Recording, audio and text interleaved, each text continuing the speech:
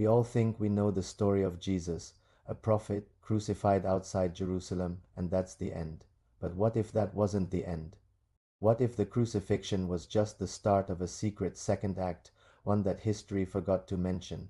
There's a wild, controversial theory that claims Jesus survived the cross, walked thousands of miles to the tranquil valleys of Kashmir in India, and that his actual final resting place is sitting there to this day.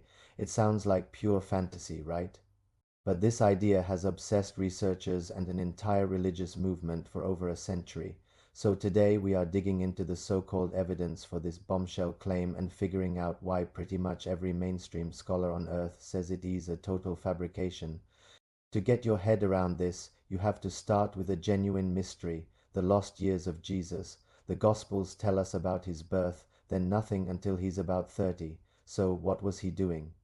The theory proposes he didn't die on the cross, but was taken down in a deep coma. After recovering, he knew he couldn't stay in Judea. The Gospels mention his duty to the lost sheep of the house of Israel. Believers take this literally, arguing he was talking about the lost tribes of Israel, who some say had migrated eastward into Afghanistan and Kashmir, and so he begins an epic journey. Using the alias Yazasaf, he supposedly travels the Silk Road. His journey finally ends in Kashmir, where he settles down, continues to preach, and lives to a ripe old age. And it's here in the city of Srinagar that believers say his final resting place can be found. In the old city, there's a building called the Rosabal, or the Honored Tomb. Inside, it holds the tomb of a holy man named Yazasaf. For believers, this is the tomb of Jesus, their proof. The grave is oriented east to west, matching ancient Jewish burial customs. And then there's the showstopper, carved footprints in stone, said to show holes exactly where you'd expect them on a crucified man. But where did this idea come from?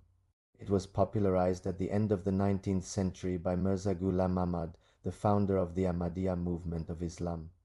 For his followers, this theory is a cornerstone of their theology, but for mainstream Christianity and Islam, it's a direct challenge to their core beliefs.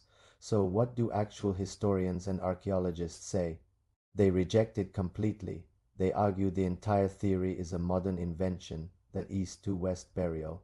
Not exclusively Jewish, those foot carvings. Similar motifs are found in other religious contexts. The biggest problem is the name Yazasaf. Scholars have traced its origin not to Jesus, but to a medieval Christianized version of the life of the Buddha.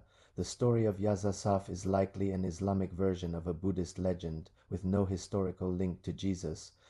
For historians, this isn't the uncovering of an ancient truth, but the creation of a modern myth. What do you think? Is this a suppressed chapter of history, or a compelling story mistaken for fact? Let us know in the comments. Thanks for watching, and don't forget to subscribe for more deep dives into history's biggest mysteries.